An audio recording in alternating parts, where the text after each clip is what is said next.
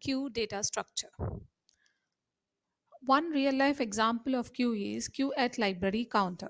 As you can see in the figure, four persons are standing in queue to return books at a library counter.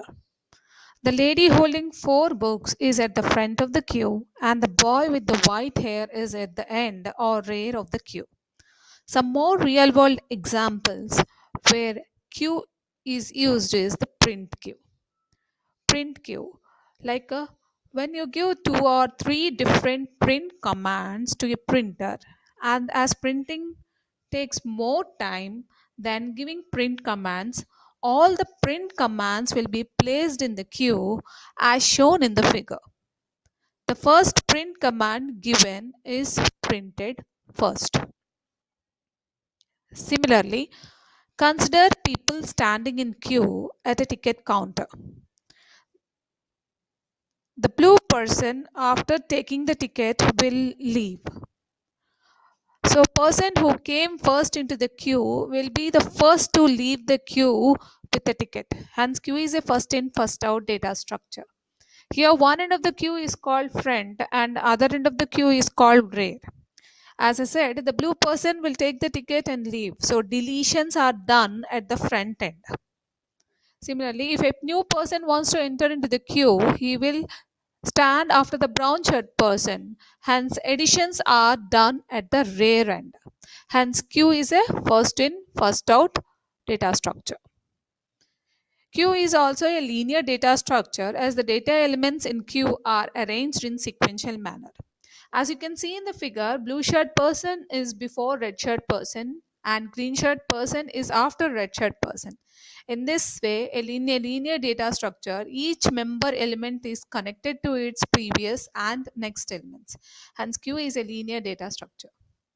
To implement this queue linear data structure, we can implement using arrays, linked list, or using stacks. Here in this video, we will explain using arrays.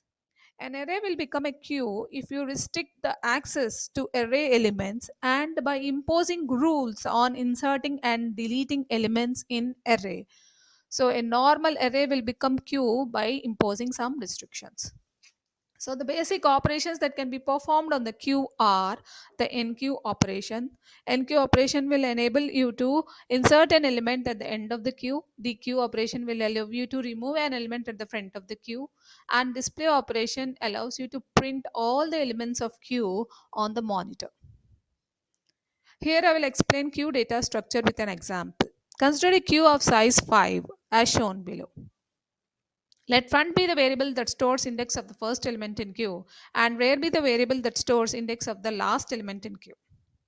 Initially, when queue is empty, front and rear are initialized to -1.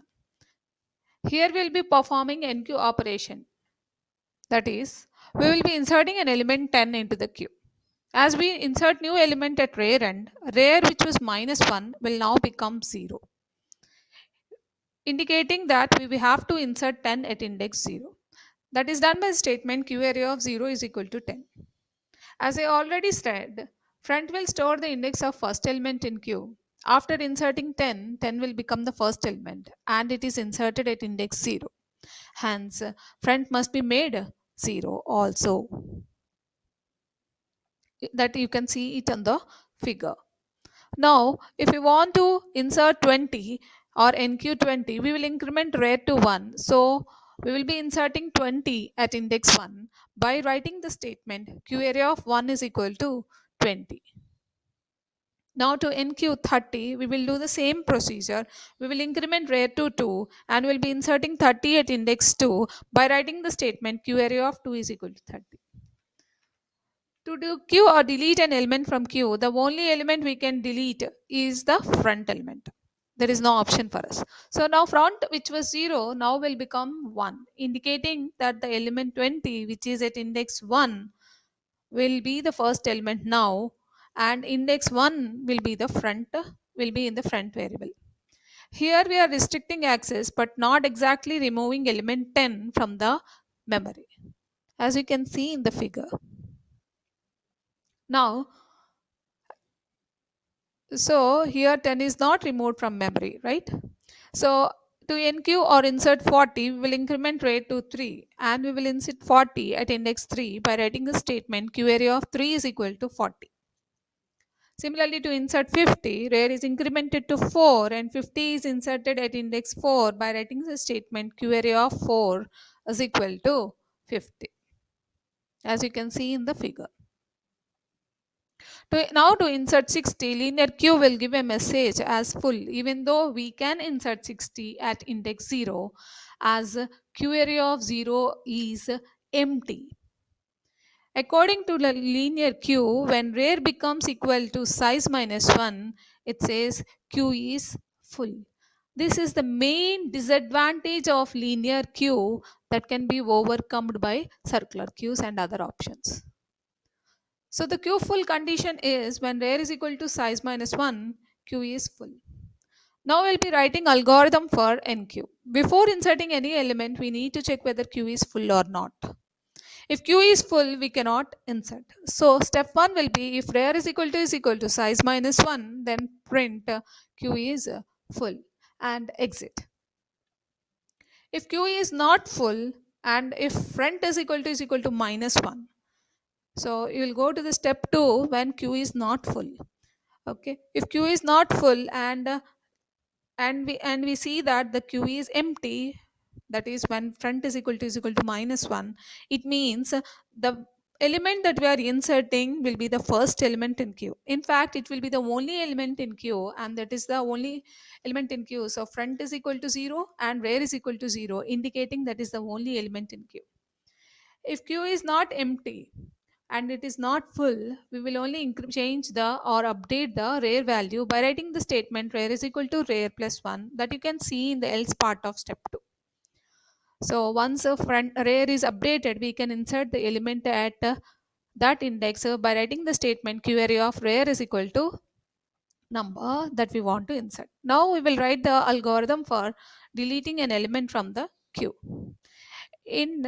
So before deleting, we need to check whether queue is empty or not. If queue is empty, we cannot delete.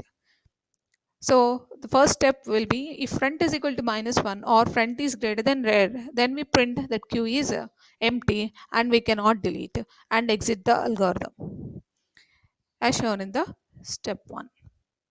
If queue is not empty, we store the front element in variable called val as shown in the else part of step 1 and update front by writing front is equal to front plus 1. So that would be our deletion algorithm that you can see in the algorithm on the screen.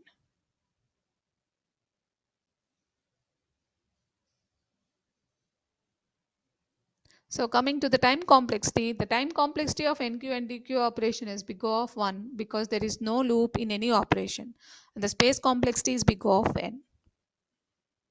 So in summary, when front is equal to minus 1 or front is greater than rare, then Q is empty. Rare is equal to size minus 1, Q is full. That's it. The remaining whatever is displayed